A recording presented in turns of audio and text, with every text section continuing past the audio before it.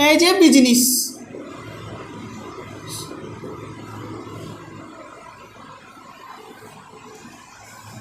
एक तो होगा मैन्युफैक्चरिंग, एक होगा नॉन मैन्युफैक्चरिंग, जिसको मैं बोल सकता हूं ट्रेडिंग।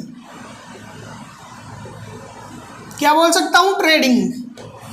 अब इस मैन्युफैक्चरिंग में क्या होता है, अपने पास सबसे पहले तो रॉ मटेरियल परचेज किया जाता है। क्या परचेज किया जाता है? कच्चा माल। रॉ मटेरियल परचेज किया जाता है। फिर उस रॉ मटेरियल को क्या किया जाता है? वर्क इन प्रोग्रेस से गुजारा जाता है। वर्क इन प्रोग्रेस का मतलब क्या होता है,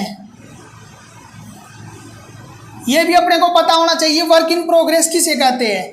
मैं इसको वर्क इन प्रोग्रेस भी बोल सकता हूं और जॉब वर्क भी बोल सकता हूं। जैसे मैंने सबसे पहले रॉ मटेरियल परचेज किया, जैसे ही रॉ मटेरियल परचेज करने के बाद में उसको माल को निर्मित करने के लिए अपने को किसी न किसी माध्यम से गुजारना पड़ेगा, या जॉब वर्क के लिए उसको भेजना होगा। जहाँ पे अपना प्लांट लगा हुआ है, मशीनें लगी हुई है, वर्कर काम कर रहे हैं, वहाँ पे क्या हो जाता है, उसको कच्चे माल को एक रूप दिया जाता है, और उस रूप को ही तैयार करने के लिए अपने को किसकी ज़रूरत पड़ती है?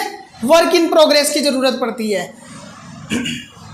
फिर वर्क इन प्रोग्रेस मैं बोल सकता हूँ, इसमें भी अपने को दो प्रकार के स्टॉक देखने को मिलेंगे। ओपनिंग रॉ मटेरियल, वर्ष के प्रारंभ में जो स्टॉक बचेगा वो कौन सा होगा? Opening raw material. और वर्ष के अंतिम दिन जो देखने को मिलेगा वो कौन सा होगा? Closing raw material.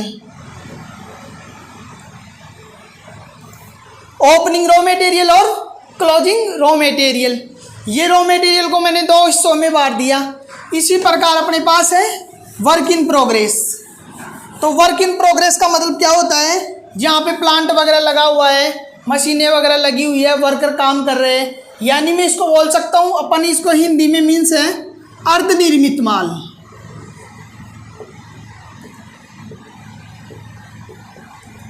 अर्धनिर्मित माल। अब ये भी अपने पास दो प्रकार का गुड्स बचेगा। एक तो होगा अब ओपनिंग वर्क इन प्रोग्रेस और क्लोजिंग वर्क इन प्रोग्रेस।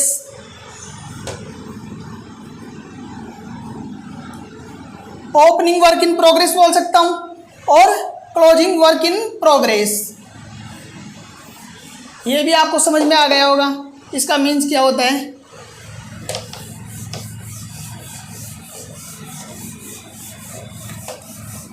इसके बाद में चलेगा अपने पास नॉन मैन्युफैक्चरिंग, जिसको मैं बोल सकता हूं ट्रेडिंग। क्या चलेगा? नॉन मैन्युफैक्चरिंग, जिसको मैं बोल सकता हूं ट्रेडिंग।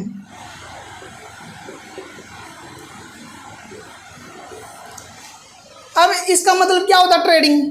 ट्रेडिंग का मतलब होता है कि मेरा बिजनेस है तो मैं कुछ वस्तुएं खरीदता हूं और उनमें से ही मैं वस्तुएं बेचता हूं। तो मैं बोल सकता हूं कि गुड्स, ये जो गुड्स का प्रयोग करना है, क्योंकि मेरा बिजनेस किसका है? एसी खरीदने और बेचने का है। तो मैं एसी को बोला था, अगर मेरा जिस चीज़ का बिजनेस है ना, तो उसको मैं क्या बोल सकता हूँ? गुड्स बोल सकता हूँ। अब ये एसी है, इसको मैं क्या बोल सकता हूँ? गुड्स। तो ये भी अपने लिए क्या होगा? एक तो ओपनिंग स्टॉक देखने को मिलेगा और एक क्लोजिंग स्टॉक देखने को मिलेगा।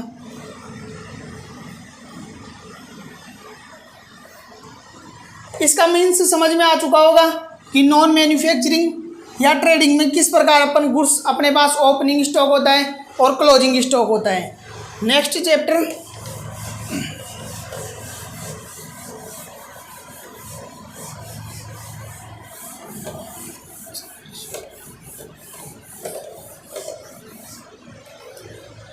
अपने पास चलेगा बिल्स रिसीवेबल्स।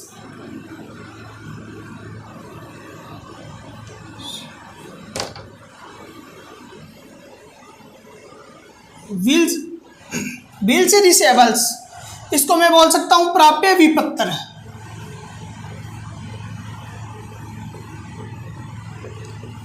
अब अपने को यह भी पता होना चाहिए कि ये बिल्स रिसीवेबल्स क्या होता है। तो बिल्स रिसीवेबल्स को मैं क्या बोल सकता हूं? प्राप्य विपत्र। बिल्स रिसीवेबल्स है ना, विनिमय साध्य विलेख विपत्र, विनिमय साध्य विलेख अधिनियम,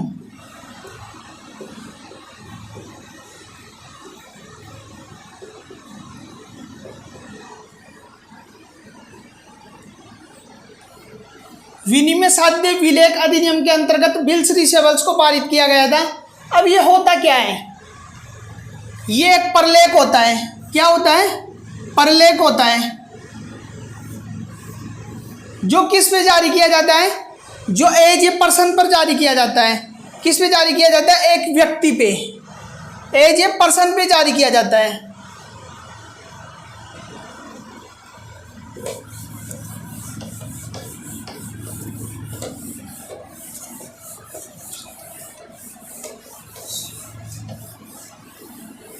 अब इसमें होता क्या है, यह एक परलेख होता है।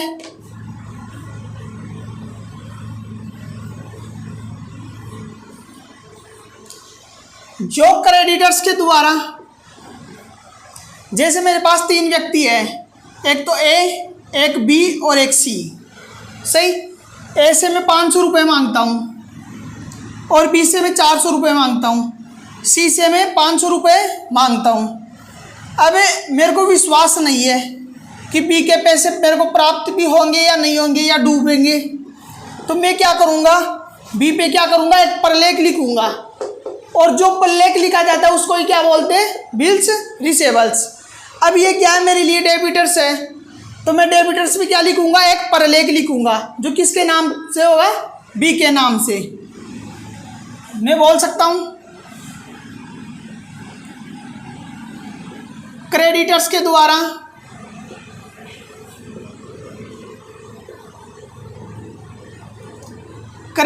द्वारा जो परलेख या विपत्र डेबिटर्स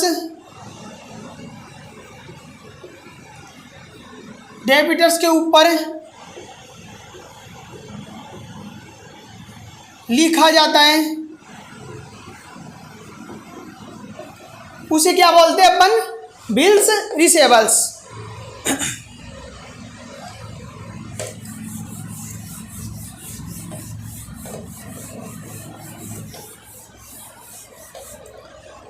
अब ये क्रेडिटर्स के द्वारा किसके ऊपर लिखा जाता है? डेबिटर्स के ऊपर। सही, ये डेबिटर्स बिजनेस के लिए क्या होती है? एसेट्स होती है।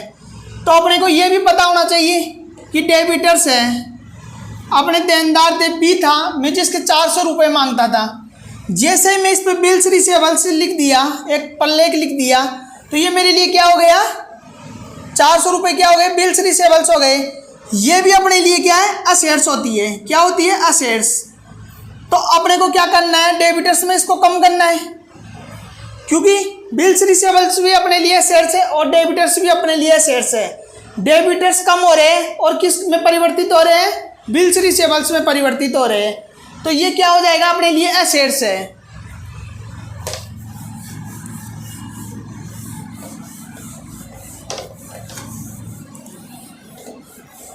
अपने को ये पता होना चाहिए कि ट्रेड रिसीवेबल्स क्या होता है।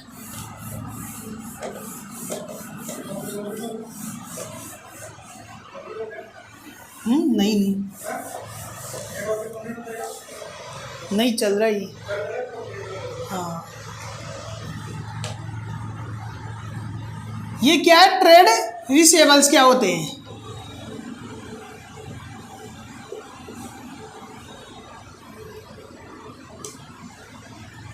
मैं बोल सकता हूं व्यापारिक प्राप्य। क्या बोल सकता हूं? व्यापारिक प्राप्य। व्यापारिक प्राप्य होता क्या है? जैसे अपने पास डेबिटर्स है और बिल्स रिसीवेबल्स है, तो दोनों ही अपने लिए क्या होगी? एसेट्स है। तो मैं बोल सकता हूँ बिल्स रिसीवेबल्स प्लस डेबिटर्स, ये अपने लिए क्या होगा? व्यापारिक प्राप्य। या मैं इसको बोल सकता हूँ ट्रेड रिसीवेबल्स बोल सकता हूँ मैं इसको। अब ये लिखे क्यों जाते हैं, अपने को ये भी पता होना चाहिए कि बिल्स रिसीवेबल्स क्यों लिखे जाते हैं।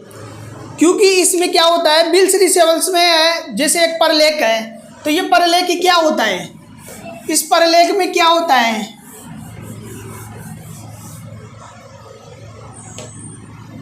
जैसे मैं बोलूँ आपको बिल्स रिसीवेबल्स में क्या होता है, एक परलेख होता है। और इस परलेख में होता क्या है, इस परलेख में क्या क्या होता है, नेम होता है जिसके ऊपर अपन ये परलेख लिख रहे हैं, डेट होती है, और ये डेबिटर्स में लिखा ही जाता है। और इसके अलावा इसमें क्या होता है, वचन बोल दो या ऑर्डर बोल दो, ऑर्डर। अब ऑर्डर में क्या होता है, ऑर्डर में ये लिखा हुआ होता है कि मैं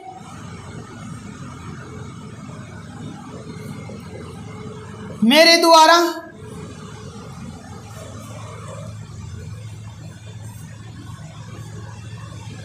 द्वारा किसी पर्सन या स्वयं के द्वारा, दोनों में से किसी के भी द्वारा ये प्रपत्र आपके सामने प्रस्तुत किया जाता है, जिस डेट को, उस डेट को अगले को क्या करना पड़ेगा, पेमेंट करना पड़ेगा।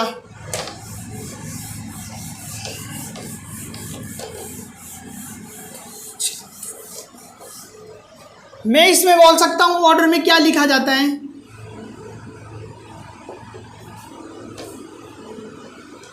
मेरे द्वारा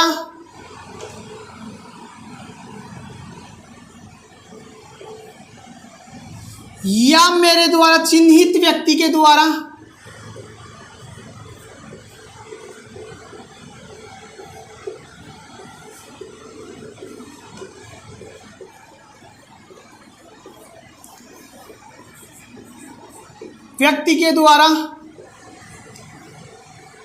यह परलेख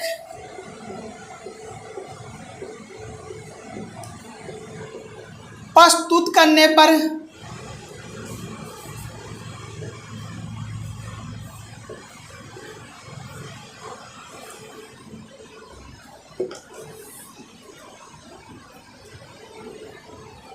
राशि या अमाउंट पे करने का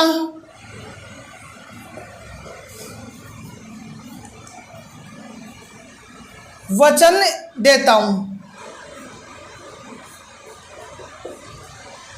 अगर ये व्यक्ति समय पे पेमेंट नहीं करता, इस परलेख के अंतर्गत डेट लिखी हुई होती है, तो उस डेट पर अगर ये व्यक्ति अपने को पेमेंट नहीं करता है तो अपन इसके खिलाफ क्या कर सकते हैं, कोर्ट में केस दर्ज कर सकते हैं। तो अगले को क्या होगा, हर जाने के साथ अमाउंट पे करना होगा, क्योंकि ये अधिनियम के द्वारा पारित परलेख है और इसका पालन करना अनिवार्य होता है। तो ये समझ में आ गया होगा कि ये परलेख होता क्या है और ये किस पे जारी किया जाता है, डेबिटर्स पे जारी किया जाता है।